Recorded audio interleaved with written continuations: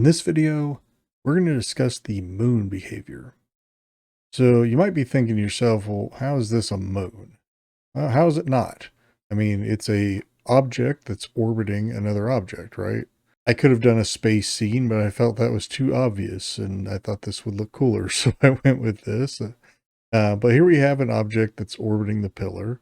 And if we get close to the object, then we're going to enter a cut scene. So let's just do that. When it comes around, I'll move forward and enjoy the cut scene. You dares to step into this forsaken place. I have watched you, warrior, and I sense your strength, your hunger for power. But what you seek lies beyond mortal grasp, beyond this cursed prison that binds me. I was once like you, mighty, unchallenged, until the jealous ones cast me into this wretched confinement. Now I am bound, my power dormant, waiting for one with the courage to set me free. Free me, and I shall bestow upon you power beyond your wildest dreams, strength to crush your enemies, to bend the very fabric of reality to your will. But beware, such power comes at a cost. Will you, brave one, break the chains that bind me, and claim what is rightfully yours? There we go. So it exits the cutscene as soon as the video is over. If I get close to it again, it'll play it again. So I'm backing off so it doesn't do that again. You can see here how you can use this behavior in a very versatile way, right? This is obviously a kind of a role-playing game feel to it. And I could make a puzzle scenario in this chamber that would allow me to free the orb and get that magical power. Or I might be cautious and say, well, I don't know what it means by at a cost, so maybe I shouldn't do that. So this is one possible take. Let me show you how the moon behavior is set up. All right, so we have our orb here, and obviously the moon behavior goes on the orb. I want to point out real quick that we have these two pillars here.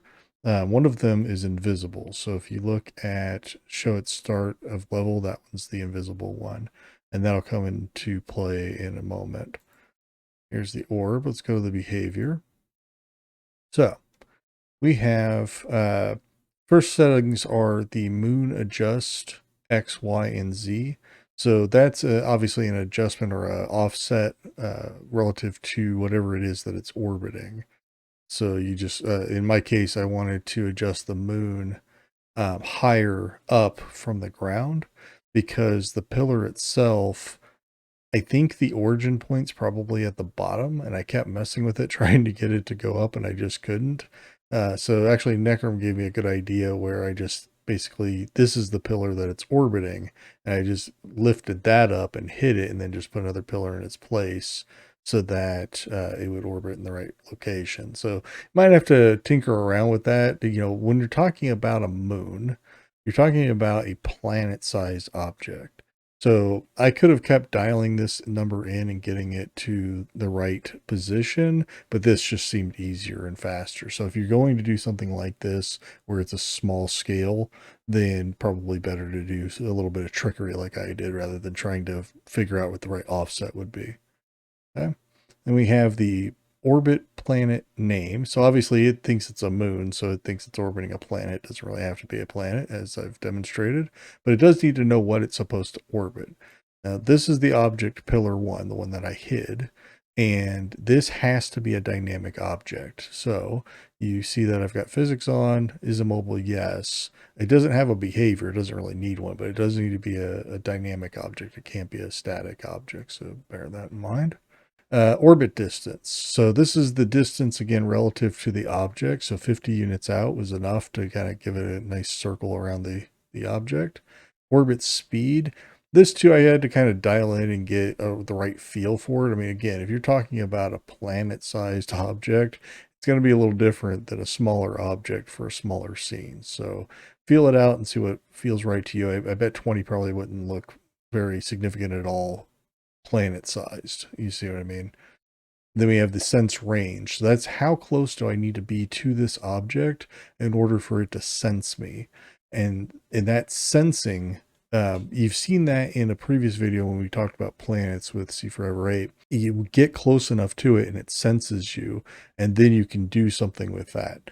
So the first thing it does is it says something. The orb connects with you psychically. So that's the reason it was kind of ethereal in the cutscene. Then we have the sense trigger. So what is it going to do when it senses you? It could either kick off something that's linked. So maybe you have something linked to it and it activates that, object or whatever it is that you want have it linked to.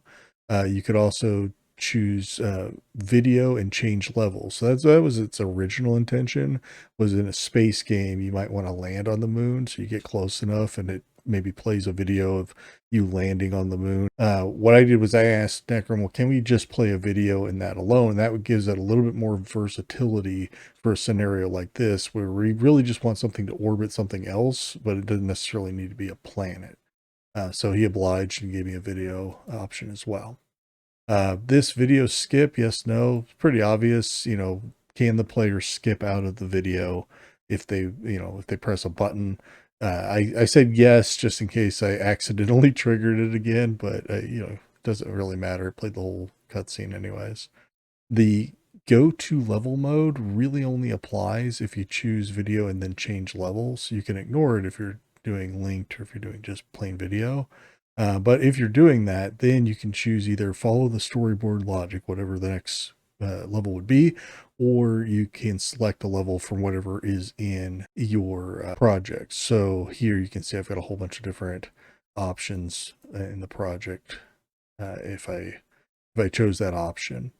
And then this checkbox here says reset states. So what that means is when I arrive on that planet or wherever the next scene is, should I reset the states in that next level? So in other words, let's pretend, I think I've used this analogy before, where if we had a level where there's a bunch of enemies on that level and we killed all the enemies and we leave, and let's say we can go back for some reason, we go back to that level, should all the enemies respawn or should they still remain dead? That's really what it means, the states of things.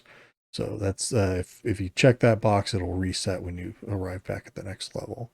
And then lastly, we have the video slot, which obviously is what the cutscene, like what plays when you play the video. So I just made a quick little cutscene. I'm going to leave a link in the description for the text to speech and the voice changer mod that I used for the cutscene in case you're interested in making something of your own. I just used like a reverse reverb, I think, to get that kind of echoey sound to it. It turned out okay, I think. For a 2 or 5 minute job, I didn't spend a ton of time on it. So, but that's it. That's the moon behavior done in a very weird way. I hope you enjoyed it. If you learned anything new, please be sure to click the like button down below. If you're new here, or if you just haven't subscribed yet, would love to have you stick around. Please be sure to subscribe. And lastly, if you'd like a notification whenever new videos are posted, just click the bell icon and that'll let you know when a new video is ready for you. Thanks so much for watching all the way through. I always appreciate it, and I'll see you in the next one. Bye for now. Hey, don't forget there's a written guide for every behavior, including ones I haven't yet covered on this channel. And if you want to learn some more, why don't you check out this video next.